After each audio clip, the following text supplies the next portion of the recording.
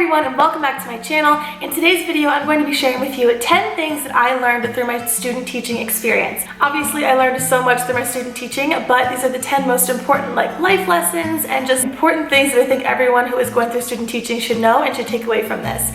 For those of you that don't know, my name is Hannah, and I'm going to be a first-year kindergarten teacher starting this August. I'm so excited about it, and so I just recently finished my student teaching experience.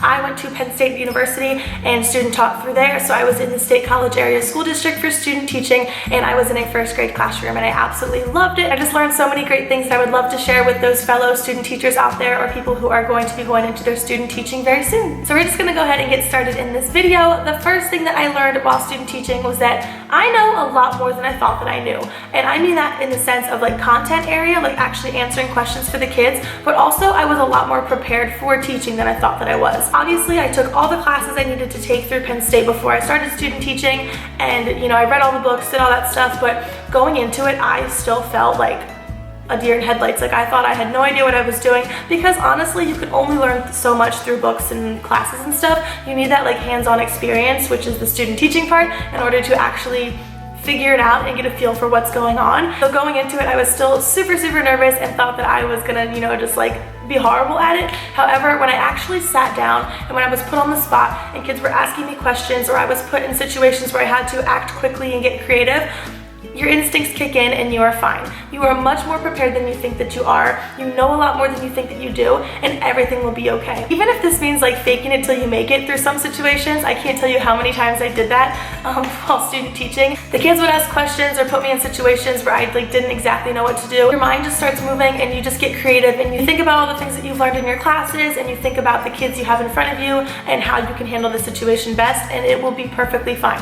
Your mentor teacher is there to obviously help you too through those kind of situations, but you are prepared and you know a lot more than you think that you do. So don't freak yourself out too much over it. Yes, it is still nerve-wracking in the beginning, but as you get going, you will come up with some really creative ideas for handling situations that you never thought you would be in, and everything works out fine. Number 2 is that it is absolutely okay to make mistakes. This was something that I really struggled with, because I, like many other people, don't like to make mistakes. I get very self-conscious about it, and I just like things to be very prepared and perfect, but as a teacher, that is not the case most of the time. So there were tons of times where I ended a lesson and I was like, man, I wish I had done this differently, or the kids weren't comprehending what I was trying to teach them. This happened a lot in math, I found, trying to teach them new skills or strategies for solving problems, and they just weren't getting it, and I kind of would just feel like a failure sometimes, because it's my job now to teach these kids, and so that they can learn this skill, and it's then put on my teacher because she's the actual teacher, and so if the kids don't know it when they go to 2nd grade, it's going to look bad on her. So I just felt like there was a lot of pressure put on me, because I was kind of holding up someone else's reputation as well. So in the beginning, when I would make mistakes and stuff, I would just feel really bad about it, and I don't know, just really put myself down. And I soon realized that that is not a healthy thing to do at all. You need to learn from your mistakes and take them and grow from them, and I always try to instill that in my students as well. It is perfectly okay to make mistakes. Student teaching, honestly, is your time to make mistakes. Make all the mistakes that you want to, make all the mistakes that you can, because you will learn from them, and that is what this experience is all about. As long as you can take those mistakes and switch them around, learn from them, grow from them, then it is absolutely okay. All right, number 3, this was something that I really struggled with my class, because we had a lot of behavior issues. So the third thing that I'd like to share with you guys is that everything is not your fault. And I mean that in the sense that all of the bad behaviors or unwanted behaviors going on in your classroom is not necessarily your fault. My teacher and I struggled so much with behaviors in our classroom. I would sit down and I would think after a day wow, I am messing these kids up. Why are they behaving like this for me? Am I really that poor of a teacher? But then when I sit down and I would really think about it, my mentor teacher, they really acted the same way for her, and she's been teaching for over 30 years. The kids would go to the principal and he would talk to them and stuff, and they would do the same thing for him. Their kindergarten teachers would also testify and say that they had these same behaviors back in kindergarten. It was not me as a teacher. It was not my mentor teacher either. We just had some really strong personalities in our class, and it was really hard for me to come to terms with the fact that everything that's happening in school does not mean that it stemmed from school necessarily. These kids go other places. They go home. They have families and siblings and parents, and they go to other places and are in other settings with other kids. all of that together factors into the way that their personalities are and the way that they behave. Just getting that validation that it wasn't just me was a really big deal for me, because it made me feel a lot more confident and a lot better about myself. So just know that every problem that goes on in the classroom is not your fault. I'm not trying to say blame it on the parents, blame it on the siblings, blame it on their babysitters, whatever. These kids go to lots of other places. These kids see a lot of other kids and are around them. They pick up on a lot of different things. So just know that when things go wrong, it's not all your fault, and that you do not need to take the blame for everything. All right, number 4, kids remember everything. And I don't mean that in the sense that you taught a science lesson and they're gonna sit there and remember every vocab word and retain all the information you just gave them. No, they remember the little things. They remember things like if you tell them, oh, maybe in 2 weeks we'll get to have a limbo party or something like that, 2 weeks rolls around, they remember that limbo party. So be careful with what you say and what you promise them, because they will not forget it. There were so many times, especially in the beginning of my student teaching, where I don't want to say that I bribed the kids, but I would definitely offer some fun incentives. And of course, I only offered things that I could actually like go through with. However, there were a couple of times where I offered it and then didn't follow through, and they remembered. They would come up to me and remind me all the time until we did it that I promised them something. And I mean, honestly, I promised it, so I should have followed through with it from the beginning, but it just really made me realize that these kids are like sponges when it comes to the fun things, that they remember it all. So the next thing that I learned, number 5, is that the more observations you can get, the better. Now, I know getting observed as a student teacher is rough. It is nerve-wracking, it is stressful. There's just so much pressure put on you, at least you think that there is. It can just get people so worked up, and depending on what kind of person you are, I have seen people just like get up there and just freeze. Like, I get it, it's a really nerve-wracking situation to be in. However, it is so important that you take every opportunity to be watched by other people, to get up and teach in front of a larger group of people as you can. I was that person that was super shy, like I said, really just wanted everything to be perfect, was a big preparer and planner, would get super stressed out about giving presentations. Like, I never liked getting up in front of people. My first actual like content lesson that I had to teach it in front of the kids, obviously, my mentor teacher, and we had a paraprofessional and another student teacher in the classroom. So all those people in the classroom watching me was like the most terrifying thing in the world. But then it only got better. Then on top of that, we had a student with special needs in our class, so he always had a para with him as well. And then that para also had a student teacher who was also in there when he was in there with us. And then our principal was also often in our classroom because he was observing challenging behaviors we were having going on. We would also have behavior specialists come in the classroom who were also observing those challenging behaviors. And then on top of that, we would also have my supervisor come in.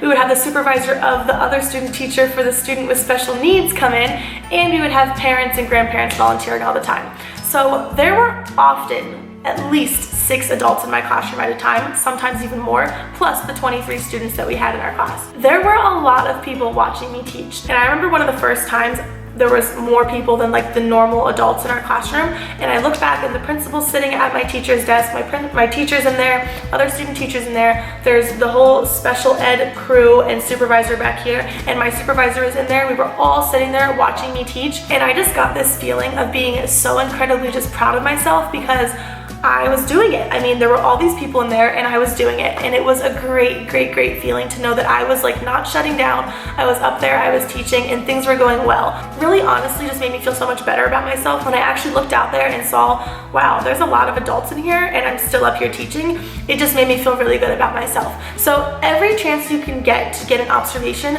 do it. It'll just make you that much more comfortable, that much more confident, and you'll get some good feedback. I know feedback can be hard sometimes, but honestly, it's just there to help you. Another good tip though with observations and stuff, I will say, at least this helped me a lot. I, of course, like I said, like to plan, want everything to be perfect. So originally I thought that it would be a great idea for my supervisor or my mentor to tell me when they were going to observe me, because I wanted to plan everything out. I wanted the lesson to be perfect. I soon realized that that was not actually a good idea. I would be so focused on this one observation, and then all day long I'd be stressed out thinking about the fact that this lesson was coming, and it would just mess me up. That's when I would get up there and start getting really nervous and like forget my script that I had planned out because I just had everything planned down to the T. So I found out that it was a lot more beneficial for me when I had no idea that an observation was about to happen. If someone were to just walk in the room, sit down, and just start watching me teach, at that point I'm already up there, there's nothing I can change, I know it, and I have to just be confident about it, and that's when things went a lot better. So you may think that being prepared and planning and all that is going to help you the most, but honestly in a lot of situations I really think that just having like a surprise observation could be a lot more beneficial. Yes, in the beginning, it is nice to know when people are coming to watch you because you will be able to prepare a little bit more since you are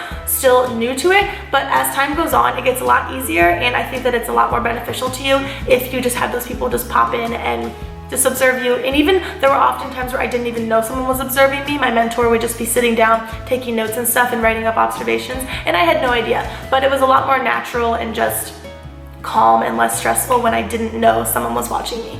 Okay, number 6. It is okay to not be best friends with your students. You are there to teach them, you are not there to be buddy-buddy with them, so it's okay to crack down on them. It's okay and necessary to crack down on them. There are going to be things you have to do with them that they don't like. It's just how it happens, and it's hard because you just want to be their friend and you want them to like you, especially as a student teacher, but you just have to kind of come to terms with the fact that it is okay if you are not all of their favorite person in the entire world, and you have to get a little harsh with them sometimes. Number 7 is to be consistent.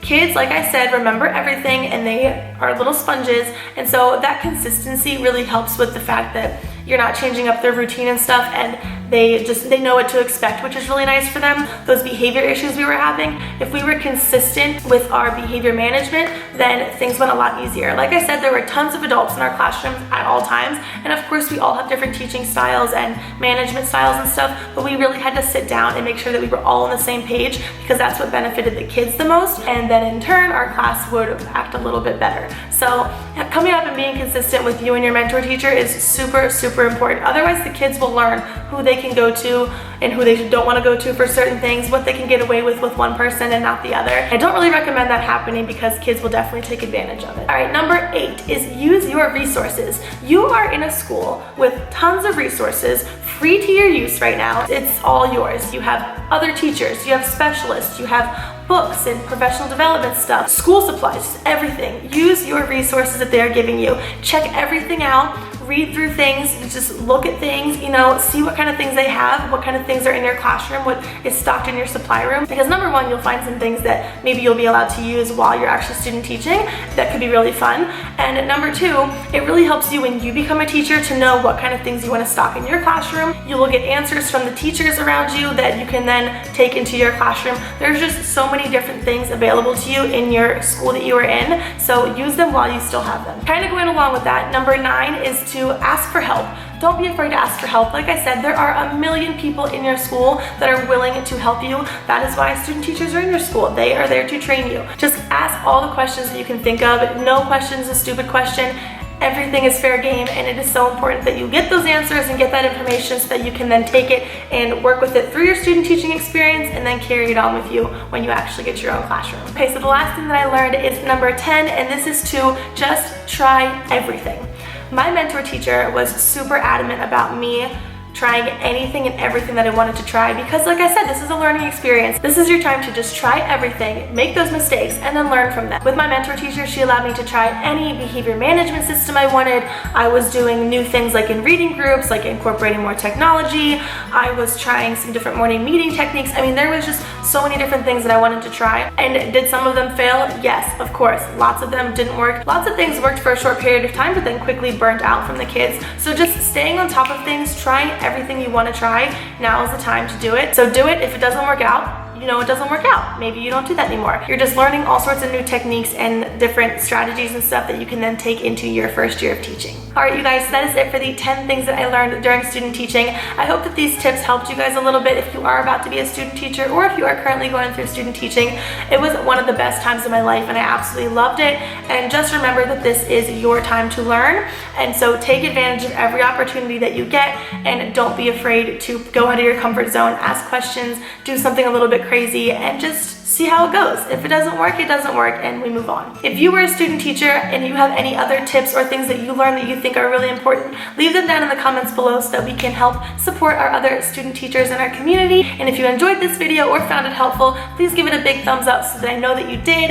And that is all that I have for you guys today. So thanks again so much for watching, and I will talk to you in the next video. Bye!